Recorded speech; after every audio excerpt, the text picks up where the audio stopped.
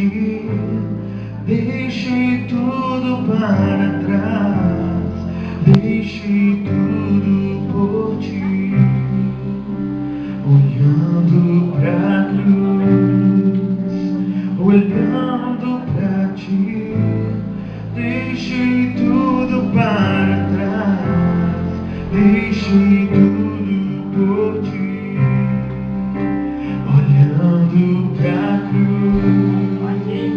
olhando pra ti, deixei tudo para trás, deixei tudo por ti. Foi por amor, foi por amor, foi por amor que o meu Jesus me entregou. Eu por amor, eu por amor, eu por amor, a minha vida eu te dou. Vou cortar também, senão fica mais alto.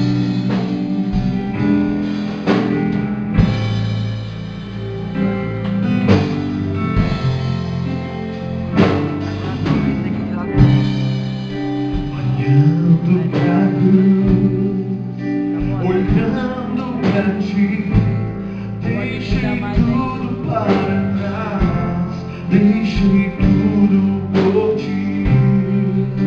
Olhando pra cruz, olhando pra ti, deixei tudo para trás, deixei tudo por ti. Olhando pra cruz, olhando pra ti, deixei tudo para trás, deixei tudo por ti. Foi por amor, foi por amor, foi por amor que o meu Jesus me entregou. Eu por amor,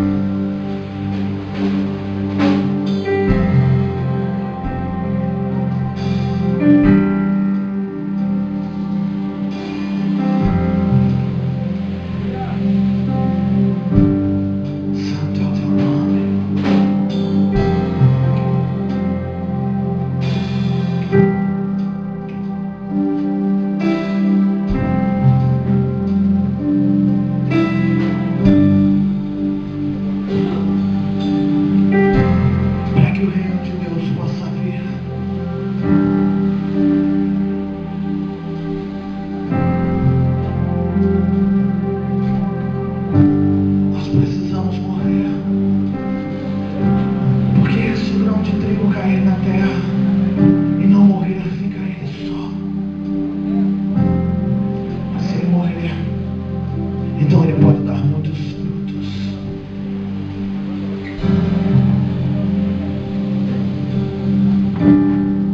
Então sabe de uma coisa que nós precisamos morrer?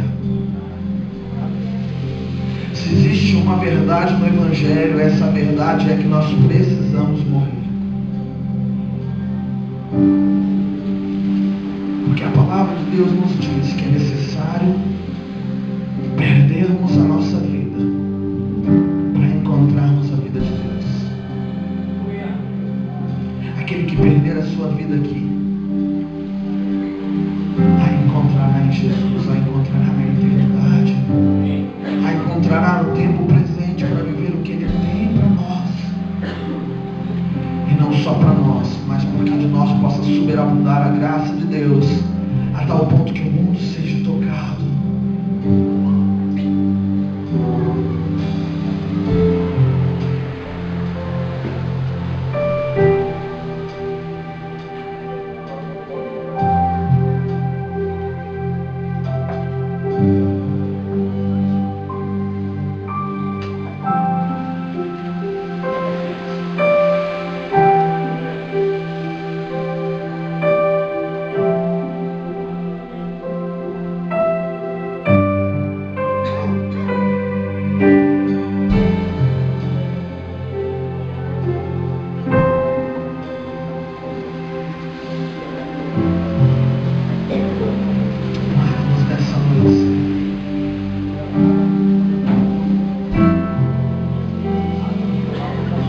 Mortifica a nossa carne nessa noite, Senhor.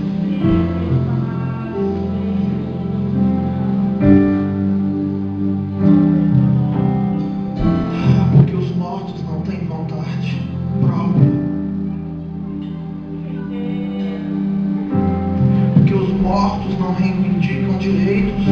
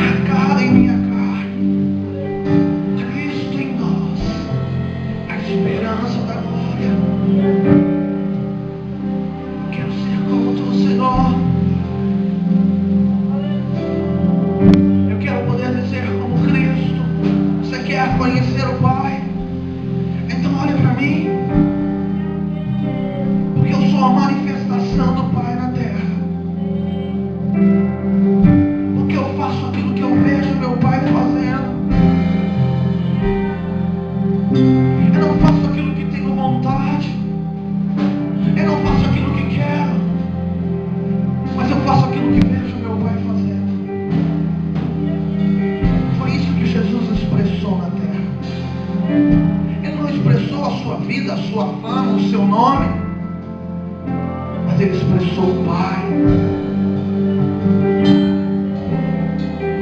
E quando nós estivermos interessados em expressar o Pai, então ele pode nos fazer crescer, porque quem estará crescendo é o Pai. Porque importa que ele cresça e eu diminua.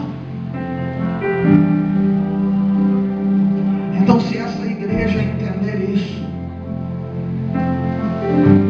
se essa igreja quiser expressar o Pai, então essa obra não é mais de vocês, mas essa obra é obra do Pai. E ele pode dar crescimento, porque a semente caiu na terra e morreu, e não tem mais a sua vontade, mas tem a vontade de Deus.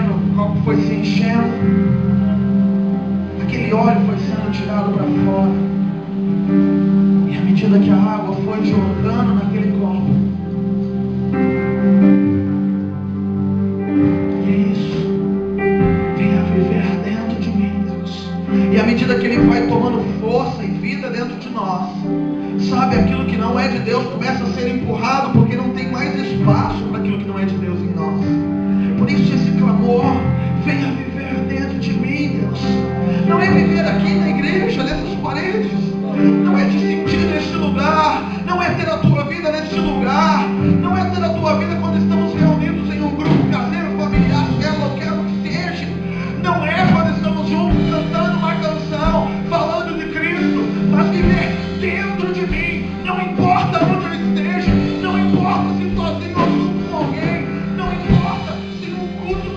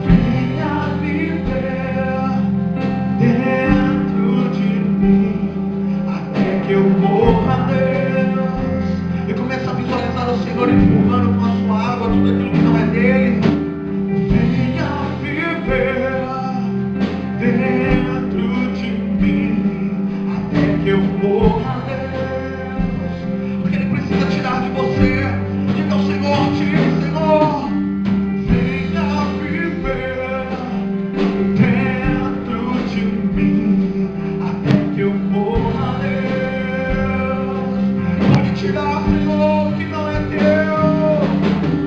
Venha viver dentro de mim, até que eu morra. Vem, vem, vem, vem, venha viver dentro de mim, até que eu morra.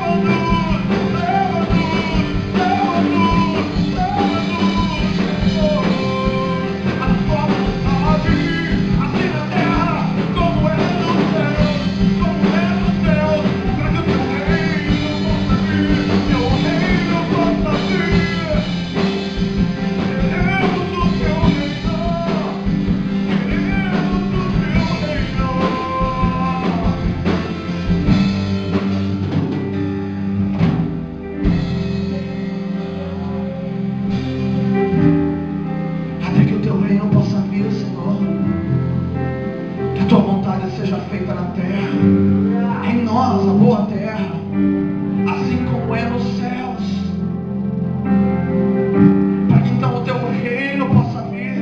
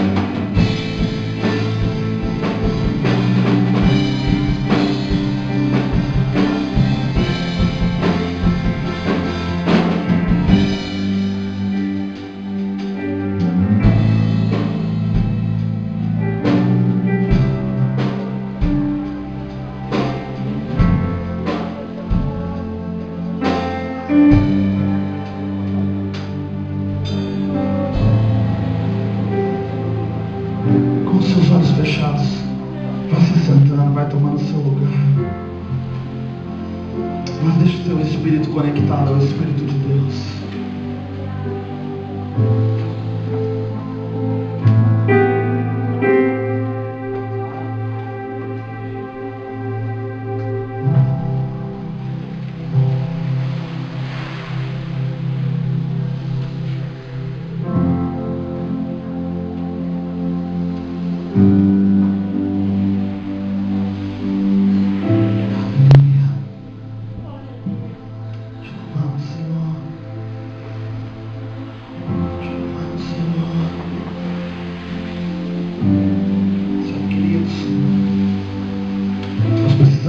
entender algumas coisas. Tem algo que tem sido falado muito nesses dias no nosso ministério, e que é uma grande verdade, nós precisamos entender isso. Sabe, culturalmente, nós perdemos a consciência do que é um culto. Porque toda vez que alguém diz para você, vamos à igreja, vamos cultuar ao Senhor, você logo pensa, vamos, eu vou à igreja. O que Deus vai me dar nessa noite? Eu estou precisando de uma bênção. Deus vai falar comigo. Esse é o nosso conceito de culto. O que eu vou ganhar de Deus nessa noite? Qual a bênção que o Senhor vai me dar nessa noite? Mas sabe quando nós vemos os judeus, quando um convida o outro, vamos a um culto, logo ele diz, o que eu vou matar nessa noite? O que eu vou oferecer ao Senhor? Mas nós ainda queremos vir à igreja para sermos abençoados. E nós queremos clamar ao Senhor, como diz o pastor Luiz, para que Deus abençoe as nossas vidas. E tem muitos pregadores prometendo que Deus vai abençoar a tua vida, quando na verdade Deus não vai abençoar. Porque Deus quer que você perca a sua vida. Porque só perdendo a sua vida você pode achar a vida de Deus. Deus não pode abençoar a vida de um camarada que quer viver no pecado. Deus não pode abençoar a vida de um camarada que quer viver nas suas paixões, nas suas vontades. E os pregadores estão prometendo bênçãos para essas pessoas. E por isso a nossa cultura vai denegrindo a imagem de Deus. Por isso a nossa cultura vai denegrindo a imagem do que é um culto ao Senhor. Quando nós pensamos, vamos à igreja, oba, o pastor vai orar por mim, e eu vou ser abençoado, e essa dificuldade vai passar, e isso vai mudar. Não que Deus não possa abençoar, mas queridos, nós precisamos entender que quando nós vamos a um culto, nós precisamos perder algo. Porque quando nós perdemos algo nosso, nós ganhamos algo de Deus. E eu não estou falando de dinheiro. Eu não estou falando de dinheiro. Não estou falando que você tem que trazer algo. Então vou trazer o meu dízimo, a minha oferta. Enfim. Isso já até foi feito. É uma ordenança, é um mandamento, é um princípio. Mas não é sobre isso que eu estou falando. Eu estou falando sobre entender que eu vou à igreja, eu estou indo a um culto. Na verdade não a igreja, porque a igreja somos nós. Nós não temos que ir à igreja, nós temos que ser a igreja.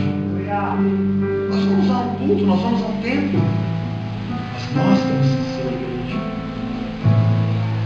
E como eu disse, do primeiro dia quando nós começamos, o culto não começa quando dá 8 horas, quando dá 6h30, diz amém, vamos começar. O culto começa quando eu e você começamos. É esse o horário do culto começar. E eu te pergunto, qual é o horário que o teu culto tem começado? Como eu disse, no começo. Quando aperta, quando o sapato aperta, quando a dificuldade bate na porta, quando você faz coisas que não deveria fazer e de repente você bate a cabeça na parede. E aí, depois de ter errado, então aí o seu culto começa. Porque daí nós lembramos que precisamos de Deus. E voltamos a uma cultura, a um círculo vicioso, onde lembramos de Deus, porque Deus precisa nos abençoar, porque Deus precisa nos dar resposta. Quando na verdade Deus já deu tudo o que Ele tinha. Deus não tem mais nada para dar porque Ele já deu tudo.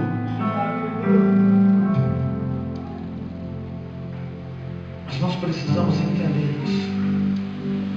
Quem precisa dar agora somos nós. Quem precisa dar agora somos nós. Nós muitas vezes falamos desse relacionamento com Deus. Nós muitas vezes tratamos Deus como Pai, Cristo como noivo, e nós falamos de amor ao Senhor. Só que eu fico pensando em um relacionamento.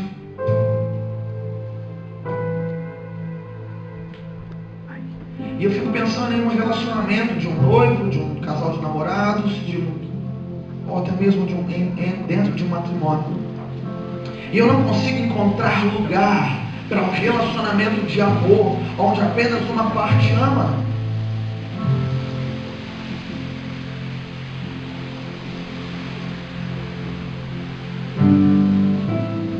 E sabe, nós vivemos esse romantismo evangélico, esse romantismo gospel dessa forma. Deus está sempre pronto, nos amando, esperando por nós. Mas nós achamos que só nós devemos ser tocados por Deus. Nós não entendemos que Deus também quer ser tocado por nós. Sabe, queridos, eu fico impressionado como conseguimos viver um cristianismo aonde nós passamos uma semana inteira e talvez nem lembramos que somos crentes, nem pensamos em Jesus, não conseguimos pegar a Bíblia e ler sequer um capítulo, um versículo, não conseguimos falar com Ele por 5 minutos sequer, e nós estamos falando de um cristianismo. Minha pergunta é: que cristianismo é esse que nós queremos viver? Sabe, a Bíblia nos diz, Deus nos fala que prefere que nós sejamos quentes ou frios. Porque quando somos mornos, então Deus fica a ponto de vomitar-nos. E eu continuo olhando e enxergando uma igreja morna, uma igreja que acha que vir em um culto, uma igreja que caminha e anda como se vir a um culto, cantar algumas canções, ouvir uma palavra, receber uma oração e a mão de um pastor sobre a sua cabeça, é tudo, pronto. Isso é cristianismo. Então agora eu sou um cristão.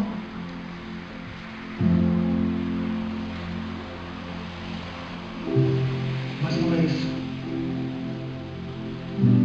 E ontem eu ia até pregar algo muito interessante e particularmente muito importante na minha vida, porque é algo que há muito tempo atrás o Senhor falou comigo, é uma palavra que o Senhor falou comigo, e eu tinha até deixado separado, mas acabei não falando nada absolutamente sobre isso. E no final do culto, esqueci de falar, o Paulo me procurou e falou: cara, preciso te dar uma palavra de Deus. E só me olhar Jeremias 1, eu disse para ele: espera aí, não fala nada, deixa eu abrir a minha Bíblia e te mostrar o que eu ia pregar nessa noite. Então ele leu a palavra e foi muito abençoado com isso. E sabe, queridos, esse texto fala da vocação de um homem chamado Jeremias, a vocação de um profeta. Sabe, os profetas eles têm uma qualidade muito ímpar, muito particular. Porque os profetas eram os homens que conseguiam ouvir a voz de Deus e conseguiam anunciar a voz de Deus ao povo, a um rei, a uma nação. E sabe o que eu vejo nesses dias? É que o que Deus está precisando é de voz. Porque Ele diz que nós somos a maneira de locomoção de Deus na terra. Nós somos o corpo de Cristo. Ele disse que não faria nada sem contar aos seus.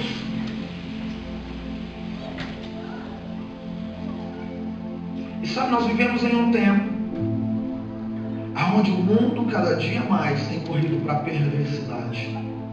Isso não é uma novidade. Você pode pegar no jornal, uma revista, em um rádio, em uma TV ou na internet, você vai encontrar isso. O mundo tem corrido para todo tipo de perversidade. E sabe, toda vez que faltou a voz profética, então Deus veio com juízo. Na Bíblia, toda vez que faltou a voz profética, o juízo de Deus veio sobre a terra. Porque quando a voz profética vinha, ela podia dizer a uma cidade: arrependa-se. E na verdade, esta foi a pregação de João Batista, aquele que veio preparar o caminho do Senhor, a voz que clama no deserto. E essa também foi a pregação de Jesus: arrependei-vos, porque está próximo o reino dos céus. Mas nós temos visto uma igreja que está vivendo muito acomodada em ser igreja, em ser um clube social, um lugar para ir nos fins de semana, Agora de repente não mais ao CTG, mas a igreja, a Univan, a MAI, a Batista, a Presbiteriana, aquela que seja. Trocamos uma coisa por outra. Mas nós continuamos com o povo de Israel, que depois de sair do Egito, entrou na promessa de Deus, mas ainda continuou com o coração no Egito. E sabe, Deus está precisando nesses dias que nós possamos nos levantar como voz do Senhor na terra. Mas não para falar aquilo que nós queremos falar, e sim para falar aquilo que está bradando nos céus. Porque existe um clamor nos céus que não cessa. Mas nós, Deus precisa de homens e mulheres que possam ouvir o clamor dos céus, que possam traduzir o clamor dos céus e trazer isso para a humanidade.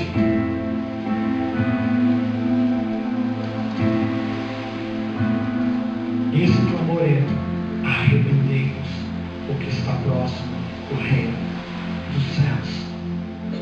A mensagem é clara e nunca mudou. Arrependei-vos, porque está próximo o reino dos céus.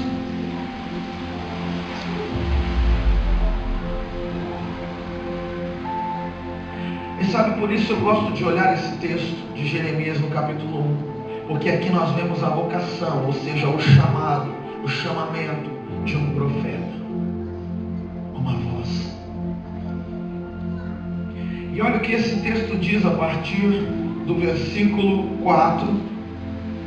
Jeremias capítulo 1 e versículo 4 diz assim: a mim me veio, pois, a palavra do Senhor dizendo: antes que eu te formasse no ventre materno, eu te conheci, e antes que saísse da madre, te consagrei e te constituí profeta às nações.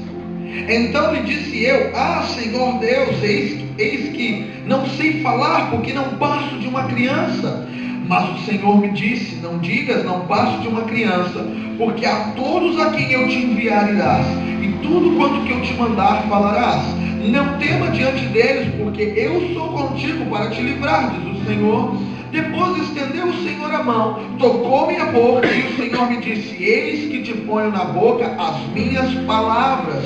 Olha que hoje te constituo sobre as nações e sobre os reinos, para arrancardes e derribardes, para destruirdes e arruinares, e também para edificardes e para plantar.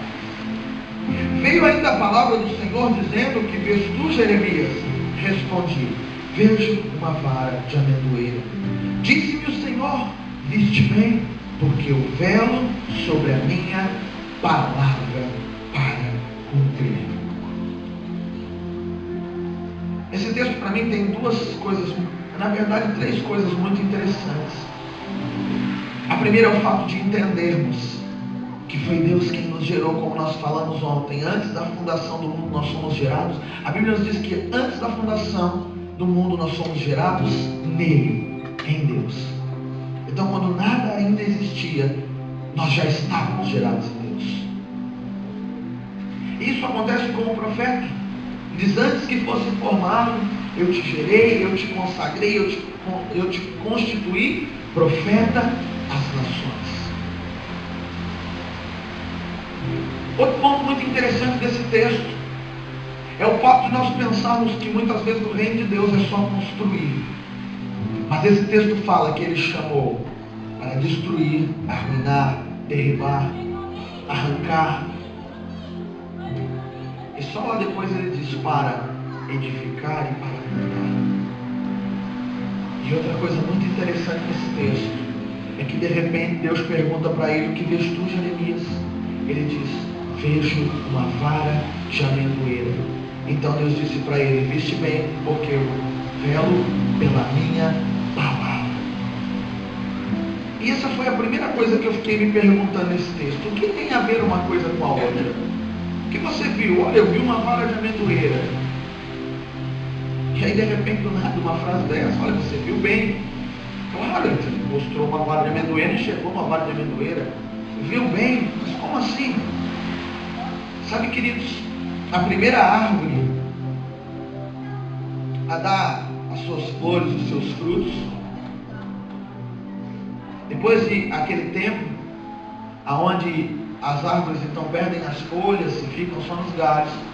Mas aí então começa a vir a primavera, e aí as árvores começam a florescer e o fruto começa a vir. A primeira árvore que dá o sinal de que a estação está mudando é a amendoeira. É a primeira árvore daquele tempo que mostrava como sinal de que a estação estava mudando, de que um novo tempo estava chegando e de que frutos estariam no vir. E aquilo para os judeus era um sinal do quê? De que realmente ia se cumprir uma boa colheita, uma época de colheita. E quando o Senhor disse isso para Jeremias, ele que conhecia a cultura do seu povo, ele entendeu que quando ele visualizou uma amendoeira, ele disse: eu sei que vai se cumprir. Eu sei que está chegando uma nova estação. Uma estação de frutificar. Mas o que eu realmente quero falar com vocês nessa noite é sobre o motivo pelo qual Jeremias foi chamado. Ele foi chamado para arrancar, para derrubar, para destruir e para arruinar, e também para edificar e plantar. Sabe, queridos, muitos pregadores já entenderam isso. Tem muito pregador arrancando, destruindo, derrubando. Por quê? Porque uma cultura cristã se levantou fora dos padrões bíblicos. Uma cultura que nos ensinou que adoração e louvor são as músicas que cantamos na igreja. Uma cultura que nos ensinou que nós não podemos isso, que nós não podemos aquilo, que nós não podemos aquilo outro, simplesmente porque alguns homens queriam que não pudesse. Mas o maior motivo não é eu não poder isso aqui ou isso aqui. Mas o maior motivo é quando essa cultura barrou o propósito de Deus. E o propósito de Deus é o relacionamento. E quando nós então passamos a entender como igreja que louvor e adoração, que é o tema desse congresso, deveriam ser 30 minutos de canções em um culto de domingo, com 3 músicas agitadas e 2 músicas lentas, então nós barramos a igreja de um relacionamento verdadeiro. Porque para a igreja o peso e a responsabilidade da adoração então veio ao cargo e aos ombros dos músicos. E você quer saber uma verdade? Adoração e louvor não são músicas. Talvez isso pode te chocar. Talvez isso pode ser. Mas como não? Adoração e louvor não é música? Não é canção? Não.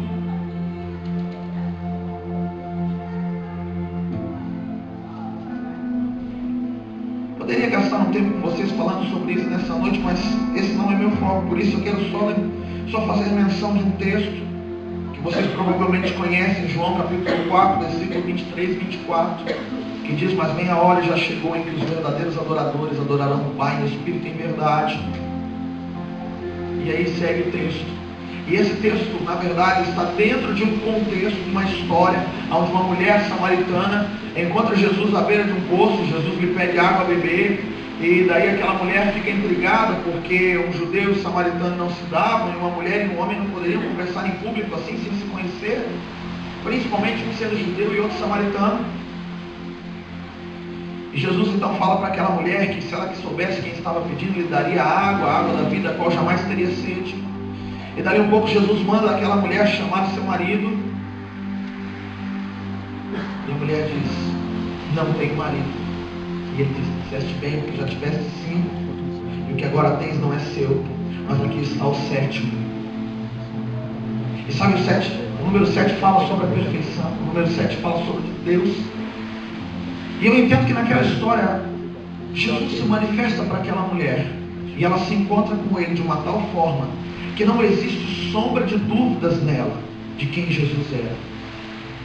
E quando nós conhecemos a Jesus, então nós sabemos de uma coisa, que que foi o que aquela mulher perguntou para ele: Mestre, Jesus, olha, aonde que eu devo adorar? Porque os samaritanos dizem que é nesse monte, os judeus dizem que é lá em Jerusalém. E eu estou confuso. E ninguém falou para aquela mulher sobre adoração, ninguém perguntou. Leia o texto, depois você vai ver. Nem Jesus, nem discípulos, nem ninguém disse para aquela mulher que ela precisava adorar. Mas quando ela encontrou Jesus, quando ela conheceu Jesus de verdade, soube quem ele era, sem nenhuma sombra de dúvidas, por tudo que ele revelara. Porque quando uma voz do Pai vem para nós, então em 2 frases acontece uma coisa muito interessante. A nossa vida é desvendada e nós dissemos: uau, ninguém poderia saber isso senão o próprio Deus. E aquela mulher então entende que ela precisava adorar, mas ela não sabia como. E esta é a forma que a igreja do Senhor se encontra nesses dias.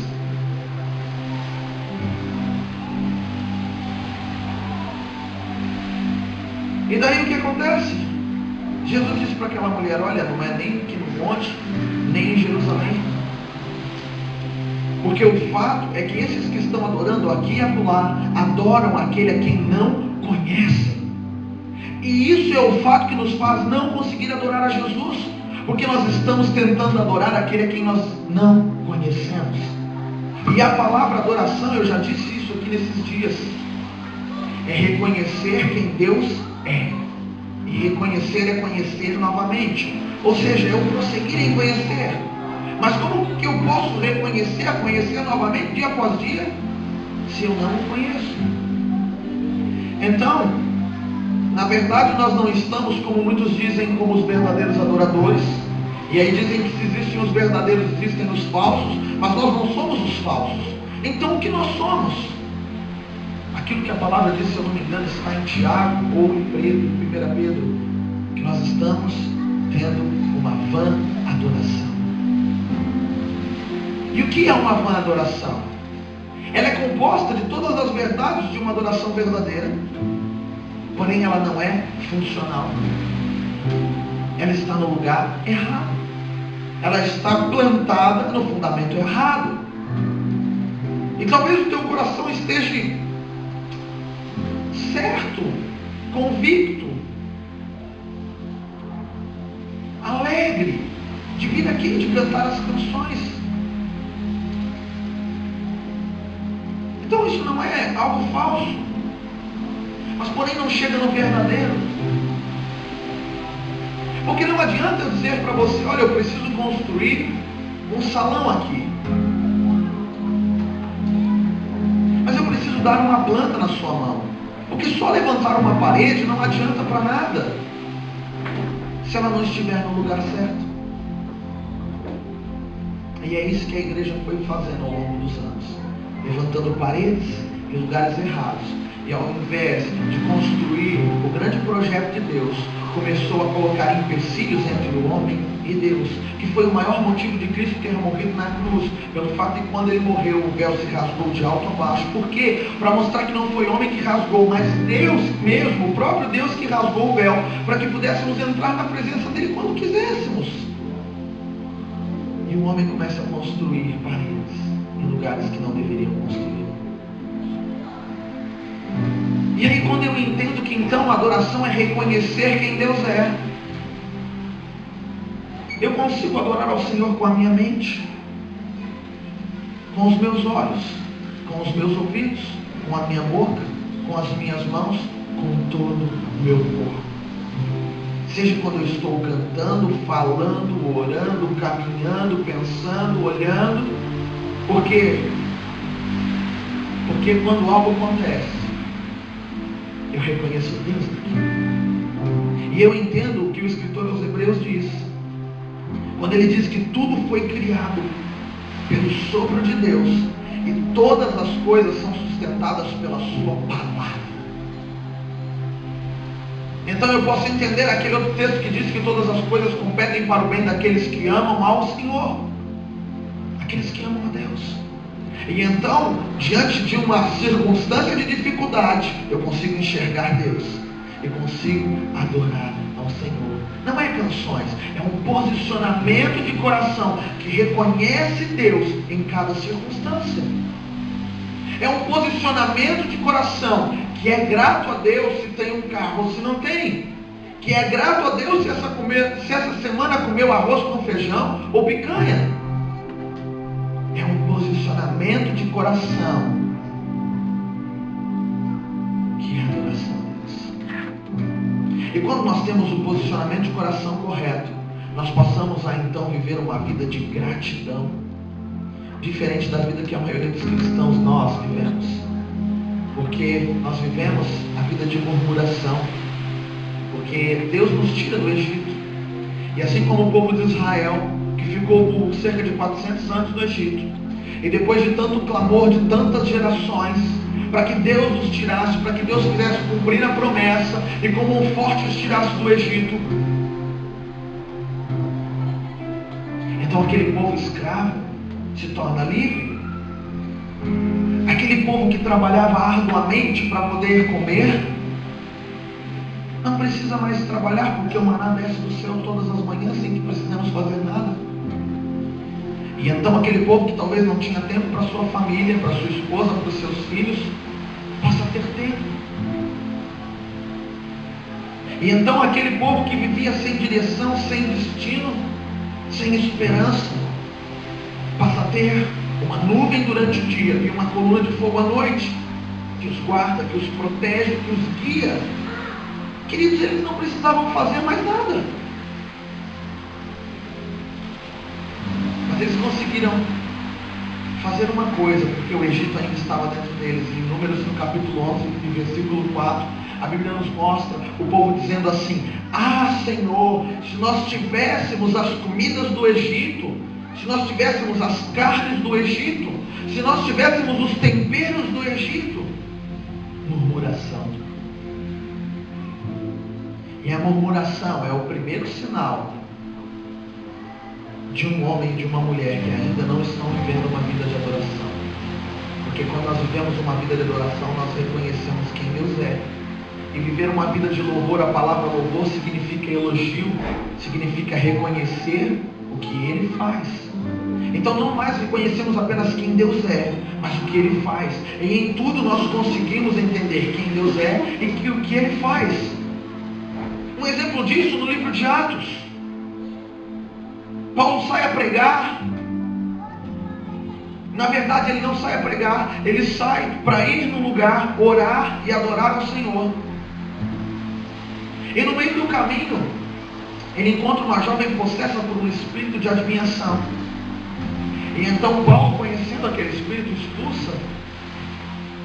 E o dono daquela moça, ele fica muito bravo porque ele ganhava dinheiro com isso. E ele manda pôr Paulo na prisão. Agora pensa você, saindo da sua casa, vindo para a igreja, para esse lugar, para orar, para adorar. E aí no meio do caminho está tudo certo, você para fazer a obra de Deus e te põe na cadeia. Será que Paulo tinha motivos para murmurar? Mas o que nós conhecemos do texto, talvez uma dos maiores milagres envolvidos em canções e músicas. Porque Paulo e Silas à meia-noite começam a adorar, começam a cantar, e então as portas das prisões se abrem e as algemas caem. E aí Paulo então vê um carcereiro desesperado pensando em tirar a própria vida, porque todos vão fugir. E como eu vou explicar isso?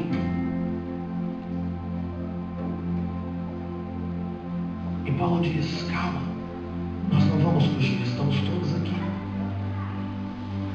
E aí Paulo prega o evangelho para aquele carcereiro, e toda a sua família se converte, e toda a sua família é batizada em nome do Senhor Jesus. Sabe, queridos, Deus tem sempre um propósito maior do que os nossos olhos podem ver.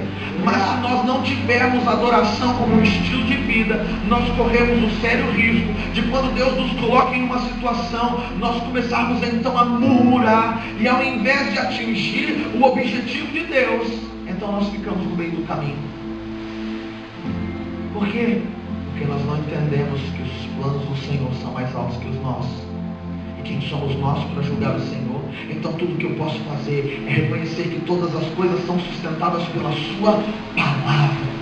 Então se isso aconteceu, glória a Deus. Eu sei quem Deus é, eu sei o que Ele pode fazer. Então eu descanso em Deus. E então eu posso adorar ao Senhor. Eu posso levantar as minhas mãos aos céus. Eu posso gritar aos céus. Eu posso fazer um forte clamor. Eu posso cantar. Eu posso tocar. Eu posso pular. Mas tudo que eu fizer, adoro ao Senhor.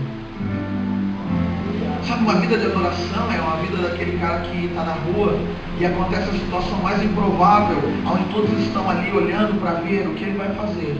Mas ele continua firme, adorando ao Senhor com as suas ações, adorando ao Senhor com os seus pensamentos, adorando ao Senhor com o seu olhar, adorando ao Senhor com os seus ouvidos, com tudo que tem.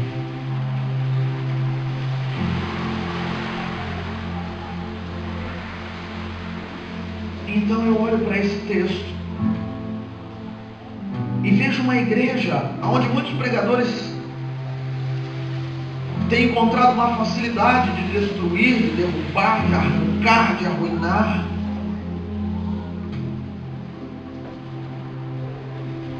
Mas como nós temos aprendido nesses dias, só pode corrigir aquele que ama.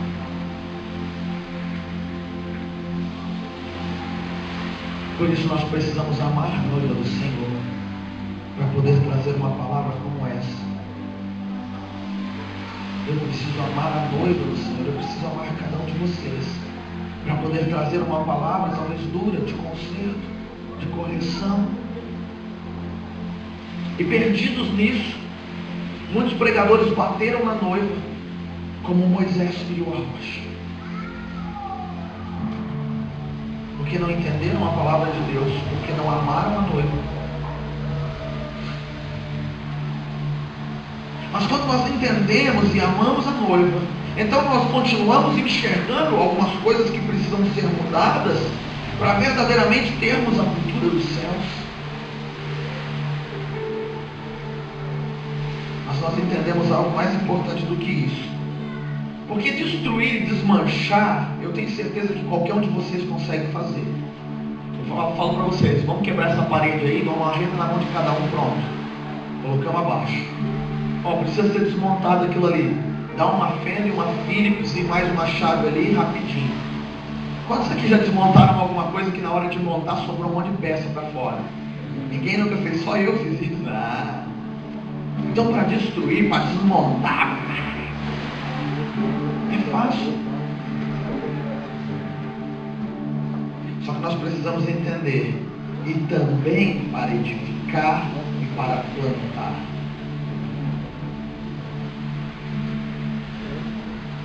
Então tudo isso que acontece antes me mostra o fato de não simplesmente destruir, mas de preparar o caminho do que precisa e do que vai ser construído. Por favor, não se distraia. Tudo isso que antecede vem mostrar para mim que precisa ser destruído, precisa ser preparado o terreno para edificar e para plantar. Mas existe um segredo em cada uma dessas coisas. E por um exemplo, o segredo de uma plantação está na semente. E eu te pergunto, que semente nós estamos plantando?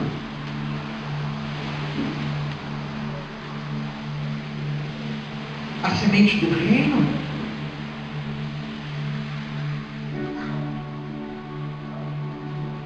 Porque senão começam a nascer coisas indesejáveis. E nós vamos pensar o que foi que fizemos de errado. Plantamos a semente errada. Então nos dá aquela vontade de construir. Uau, Deus está com pressa. Quem foi que disse que Deus está com pressa? Deus não está ligado ao tempo, como é que Ele pode ter pressa?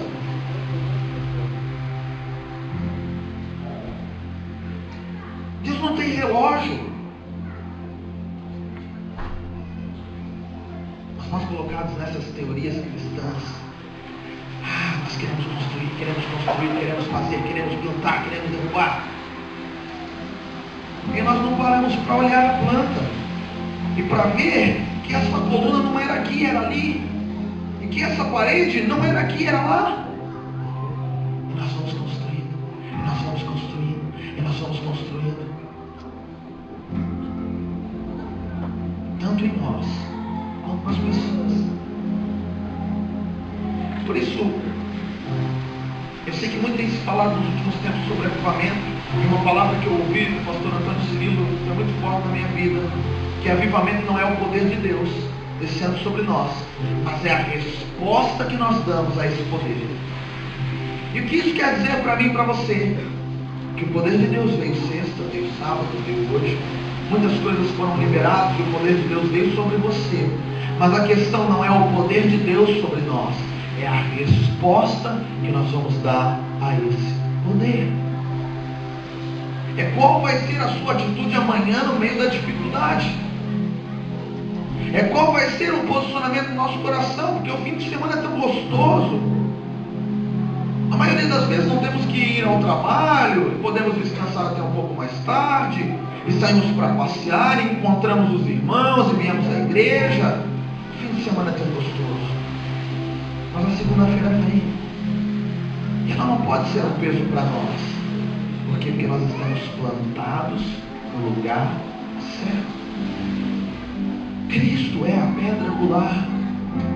E sabe, foi isso que definiu aquele texto onde se conta a história de um homem que estabeleceu uma casa na areia e um homem que estabeleceu uma casa sobre a rocha. Com certeza poderíamos dizer que o projeto era o mesmo, que o material era o mesmo e que o capricho da construção foi o mesmo, mas o fundamento não. Precisa construir a sua vida enchendo a sua botija de azeite, porque é isso que vai diferir as noivas, as 5 virgens prudentes das 5 virgens insensatas. Porque ambas eram virgens, ambas saíram ao encontro do noivo, como o texto diz.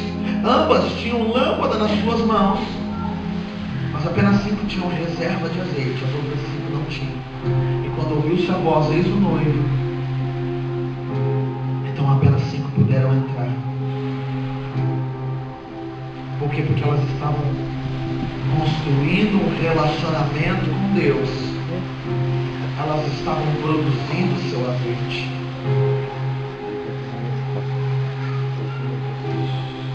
E nós precisamos fazer isso.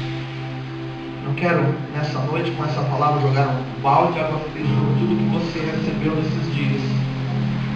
Mas eu quero trazer uma consciência para nós de que foi muito bom adorarmos o Senhor, de que é muito bom pularmos, cantarmos, profetizarmos, recebermos o poder de Deus. Mas nós precisamos dar resposta a esse poder. E uma coisa que a igreja perdeu no decorrer do tempo foi a oração. E nós precisamos nos voltar para isso. Sabe por quê? Porque eu estudo a história de alguns homens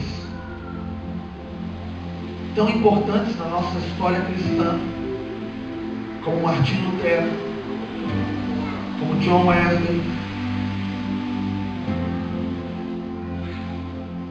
como tantos outros, como Carlos Spurgeon, e tantos nomes que poderíamos mensurar aqui. E cada um talvez fez algo diferente. Cada um atuou em um lugar diferente da terra. E talvez um atuou pregando nas ruas, outro atuou pregando na igreja, o outro atuou, enfim.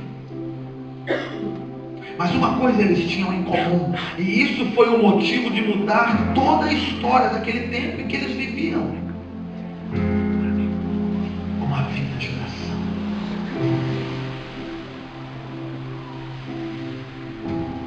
Algum desses homens, como John Wesley, os relatos dizem que todos os dias ele acordava às 4 da manhã e passava por pelo menos 3 horas diante de Deus, todos os dias. E Talvez esse seja um dos maiores homens da história cristã pós-bíblica. Não estou falando de Jesus, de Paulo, não, estou falando depois do período bíblico. E sabe, esse mesmo homem, John Wesley, teve uma mãe que muitos de nós desconhecemos, mas que se propôs a orar por 3 horas, todos os dias, num período de 3 anos, em prol da obra de Deus naquele lugar. E aí nós vemos que aquela mulher teve 2 filhos, e um deles foi John Wesley, que mudou a história do seu tempo, que deixou um legado para nós.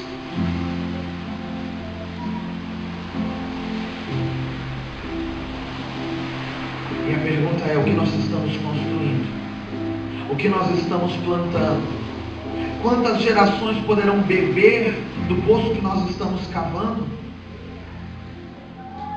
Quantas gerações vão beber do poço que estamos cavando? Porque esse poço que a mulher samaritana se encontrava era o poço de Jacó, seu pai. Mas quantos anos já fazia que Jacó tinha morrido?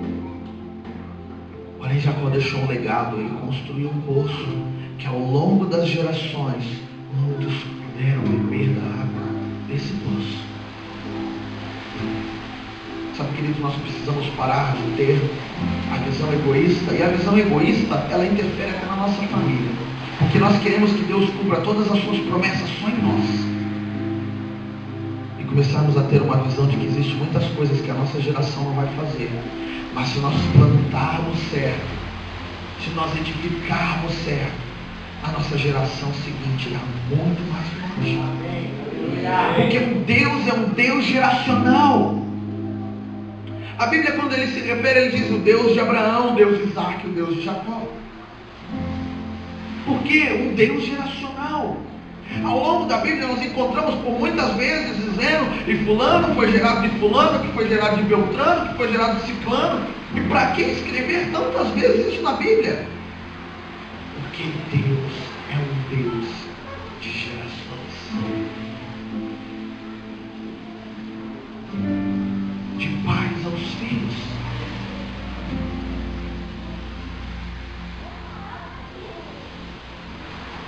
E nós precisamos entender isso nessa noite.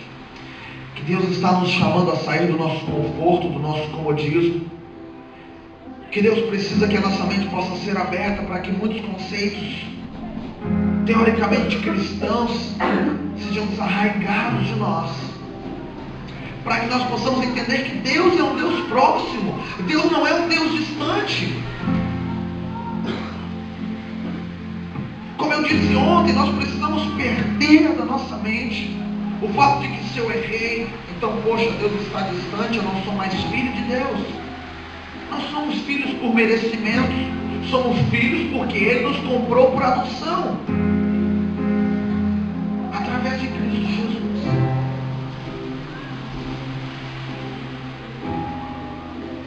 Então nós precisamos nos posicionar no reino. Nós precisamos olhar primeiro para a nossa vida, o que precisa ser arrancado, o que precisa ser derrubado, o que precisa ser destruído, o que precisa ser arruinado, para que então pedir: Deus, planta, constrói. Sabe quando o povo hebreu começou a reconstrução de Jerusalém e do templo, mas especificamente da cidade, eles começaram com a reconstrução dos muros. Quando eles começaram a reconstruir os muros, depois de um certo ponto, então percebeu-se que o inimigo poderia e estaria vindo contra eles. E então cada homem começou a trabalhar com uma ferramenta de trabalho, de repente, sei lá, qualquer ferramenta de trabalho para uma construção, uma pá de pedreiro, qualquer coisa, e uma espada na outra. Mas mais do que isso, a Bíblia nos diz que foi colocado um sentinela em cada lugar onde os muros ainda eram baixos. E isso nos ensina algo muito interessante. Nós precisamos olhar para as nossas vidas e entendermos que nós somos a Jerusalém celestial, nós somos a casa de Deus e que Ele está nos reconstruindo e que os muros estão sendo levantados, que nos protegem das setas de Satanás, mas que existem em todos nós pedaços do muro que estão mais baixos. Talvez a área que é mais baixa para o pastor não é baixo para mim, e a área que para mim é baixo, de repente não é baixo para o outro pastor aqui, e assim sucessivamente. Mas necessário é colocarmos atalaias em todas as partes de muros baixos. Isso é o que nos protege. E para concluir esse pensamento, eu gosto de falar de algo que eu aprendi ali no Nirvan há alguns anos atrás, que aquele que confessa a tentação não confessará o pecado. Mas aquele que se nega a confessar a tentação fatalmente terá que confessar o pecado. Porque quando nós confessamos a tentação, isso nos torna livre daquela condenação. Por quê? Porque até Jesus foi tentado. Quem sou eu para não querer ser tentado, ser melhor do que o próprio Filho de Deus? Mas quando eu, pastor, preciso dizer algo, eu preciso confessar. Isso é uma atalaia que é colocado sobre as partes baixas dos muros. Pastor, eu tenho dificuldade com a mentira. Pastor, na minha mente tem pensamentos pornográficos. Pastor, às vezes eu fico elaborando situações onde eu poderia passar alguém para trás. E quando nós confessamos a tentação, então o alívio de Deus vem sobre as nossas vidas. E nós podemos nos tornar livres desse pecado. E o atalaia é colocado sobre os muros. Então, querido, eu tenho alguns conselhos para deixar para você nessa noite. A primeira é: se posicione. Alinhe o seu coração com os céus. Vai ser uma voz profética nessa geração. Dê uma resposta a esse poder de Deus que tem vindo sobre a sua vida. Coloque os atalaias sobre os muros. Confesse as tentações. Não tenha medo de ser humano, de ser homem, de ser mulher, de ter deficiências. Mas jamais deixe o diabo te acusar, porque filhinhos, não pequeis. Contudo, se pecardes, tendes um advogado junto ao Pai, Jesus Cristo. Ele está lá intercedendo por nós quando nós falhamos. Ele é um advogado que nunca perdeu uma causa e jamais perderá.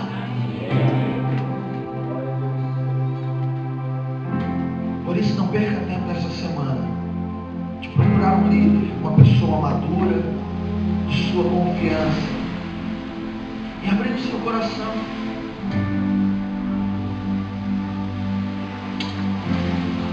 Nós precisamos entender que sozinho